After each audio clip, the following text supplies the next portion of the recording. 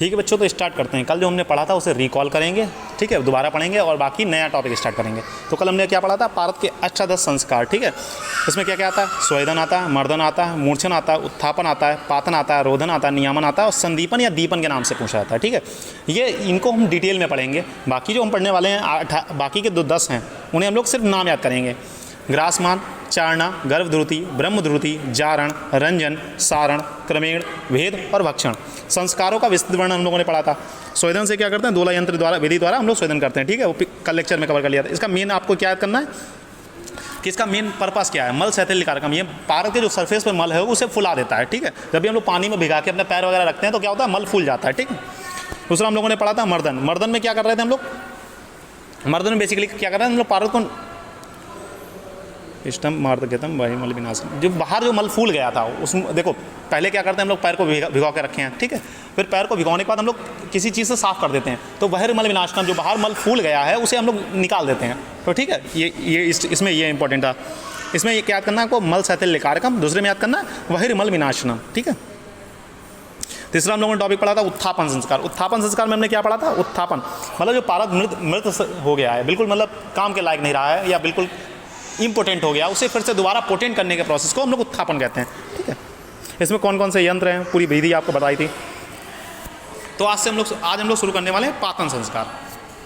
युक्ते ओषिते मार्दम पारदस्य यंत्र स्थित ऊर्ध्वम इश्च तेरिका निर्यातम पातन संग संयुक्तम भंग हिश संपर्क किंचुत गतम, ठीक है। इसमें इसका मतलब देखिए, श्लोक आपको नहीं याद करना है, जो चीज़ याद करनी होगी वो मैं बता दूंगा, ठीक है। निर्दिष्ट औषधियों द्वारा पारद का मूर्छन कर ऊर्ध अधा एवं त्रियक पातन यंत्र द्वारा पारद को प्राप्त करना पातन कहलाता है, ठीक है।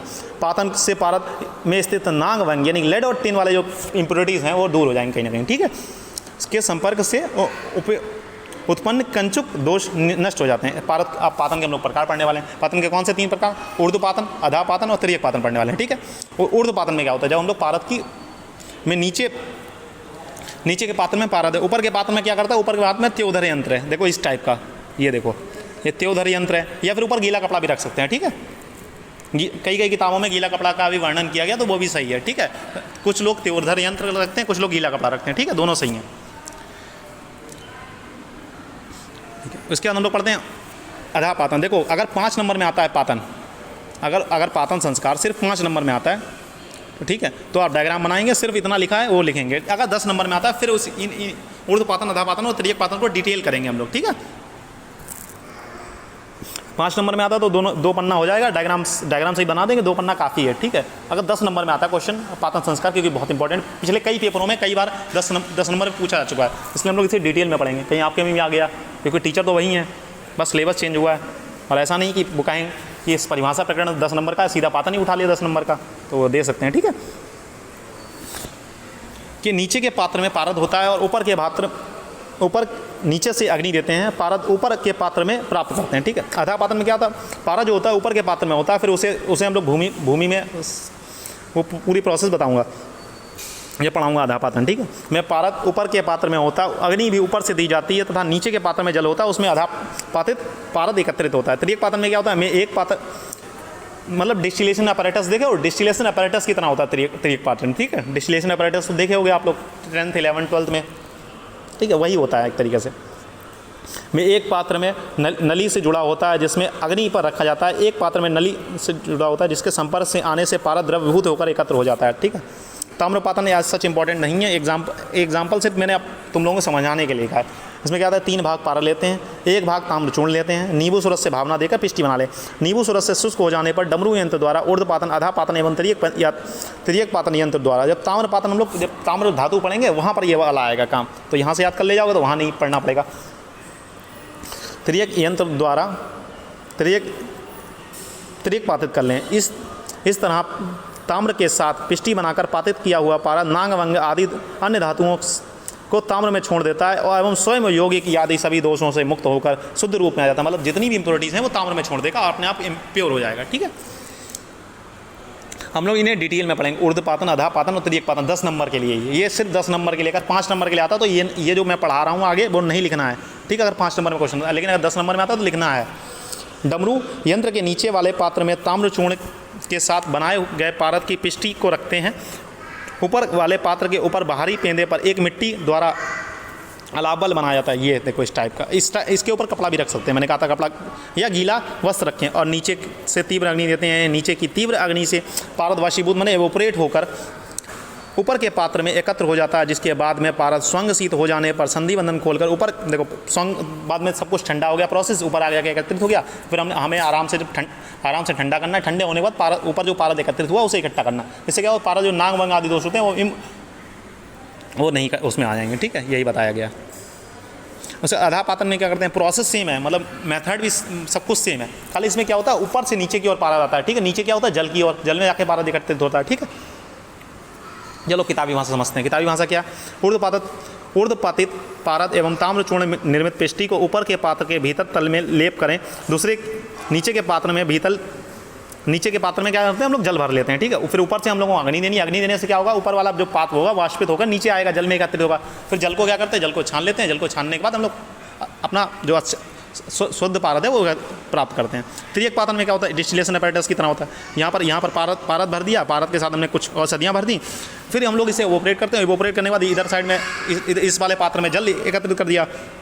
देखो जो मैं बता रहा हूँ सिंपल भाषा में वो भी आप लिख सकते हैं, अगर बोली भी लिखेंगे तब भी नंबर मिलेंगे, ऐसा नहीं है नहीं मिलेंगे। लिखा वही किताबी भाषा में। देखो कुछ बच्चे होते हैं रट्टू तो नहीं बनना है, कॉन्सेप्ट को क्लियर करो अपने। ठीक है, इस प्रक्रिया में लोहे के पात्र को लेकर उसके ऊपर एक ढक्कन चूड़ीदार जो चिकना नली से जुड़ा हुआ हो, उसमें पारद एवं ताम्र की पिष्टी को डालकर कोयले की अंगीठी में खचित ढक्कन से लगी हुई निकास नली द्वारा दूसरा सिरा एक जल से भरे हुए पात्र में जोड़ दें। नाली के ऊपर ठंडी रहे। अंगीठी को अग्नि प्रज्वलित कर पारद वाले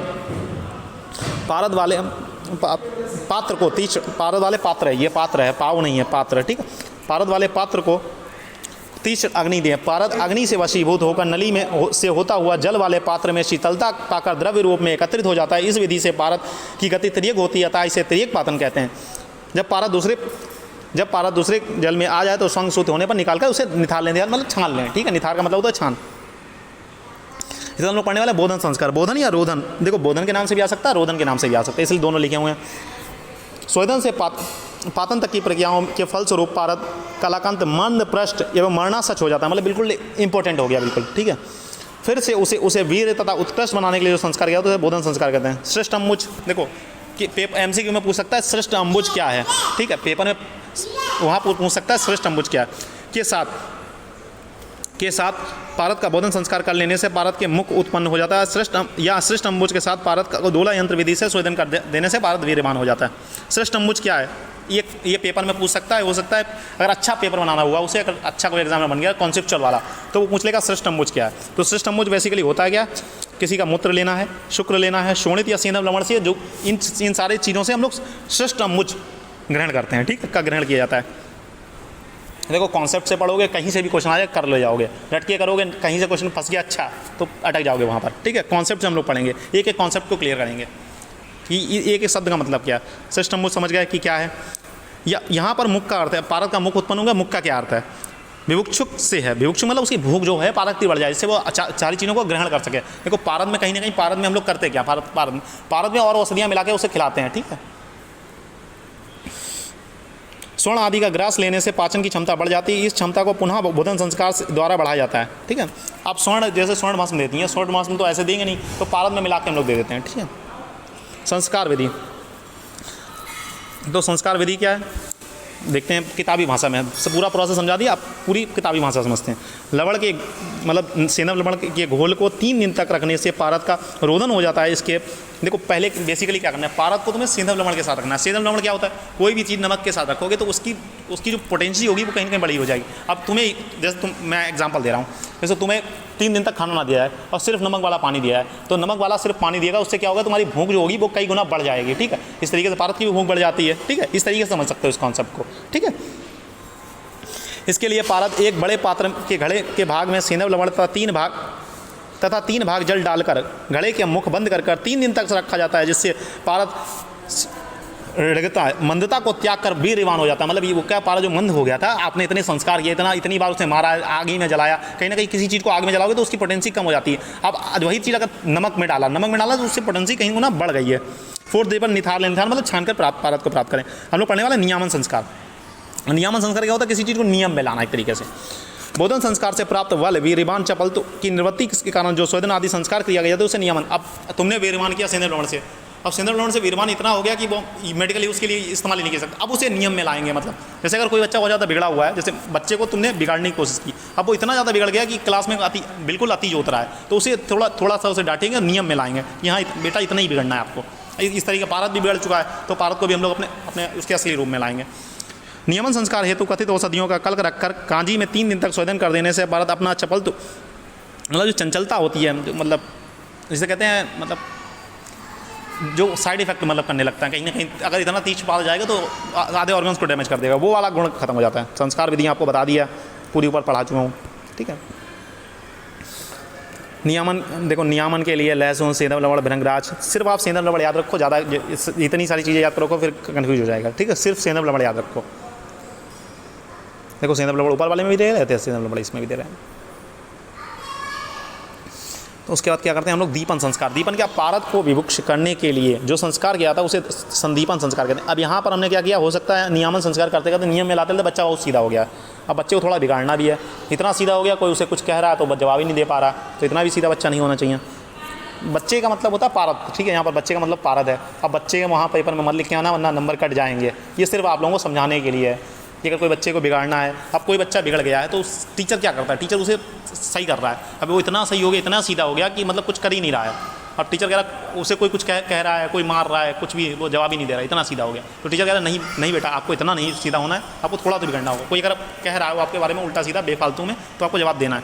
यहीं पर पारद को भी वही करते हैं। अब पारद इतना ज़्यादा मतलब नियम में ला गई है कि पारद अब कह रहा मैं कुछ भी नहीं सही करूँगा, मैं कोई असर ही नहीं करूँगा, तो उसे कह रहे हैं नहीं आपको असर करना है भाई, आपको दीपन करना है, अंदर जाके दीपन पाचन काम करना है। पारद को विभुक्ष करने के लिए जो संस्कार किया था उसे दीपन या संदीपन संस्कार का। दीपन माने मुख, काल और विभुक्ष, ये तीनों एक ही अर्थ को सूचित करते हैं, मतलब उसकी जो पोटेंसी है वो कहीं ना कहीं बढ़ जाए।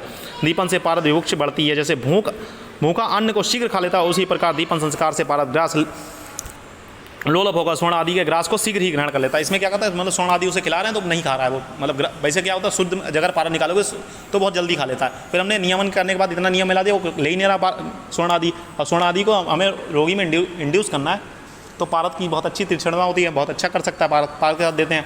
और पारद ले ही नहीं रहा है, अगर पारद ही नहीं ले रहा तो स्वर्ण ऐसे थोड़ी ना एब्जॉर्ब हो जाएगा। संस्कार विधि पढ़ते हैं। संस्कार विधि में क्या, पारद के षोडांश स्फटिक, ठीक है, स्फटिक माने बेसिकली फटकरी हम लोग लेते हैं, कशीश, टंकड़ माने बोरैक्स, मरीच माने पाइपर लौंगम लेते हैं, सेंधव, राई और शिंगरू की छाल इसके कल्प में पारद को रखकर पोटली बनाकर दोला यंत्र विधि से कांजी के साथ 3 दिन तक शोधन करने के पश्चात उष्ण जल से प्रक्षालित कर पारद को प्राप्त कर लेना चाहिए। ऐसा करने से पारद का दीपन संस्कार हो जाता है। बेसिकली मैंने एक छोटा सा रफ डायग्राम बनाया, लेकिन आप रफ डायग्राम नहीं बनाएंगे, दीपन संस्कार आता है 5 नंबर में, आप बहुत अच्छी सा डायग्राम बनाएंगे, ये सिर्फ आप लोगों को समझाने के लिए, ठीक है। ऐसा ही डायग्राम बनाएंगे, भले ऐसा ही बनाएं लेकिन बहुत अच्छा बनाएंगे डायग्राम, ठीक है। मैंने तो सिर्फ आप लोगों को समझाने के लिए बनाया। पारद के संस्कारों में जहाँ द्रव्य की मात्रा का निर्देश नहीं किया गया अनुक्त मात्रा, वहाँ प्रत्येक द्रव्य की मात्रा 1/16 भाग, जैसे कहीं पर नहीं बताया कितनी मात्रा लेनी है तो एक पारद जितना लिया उसका 1/16 भाग लेना है, ठीक है। ठीक है बच्चों।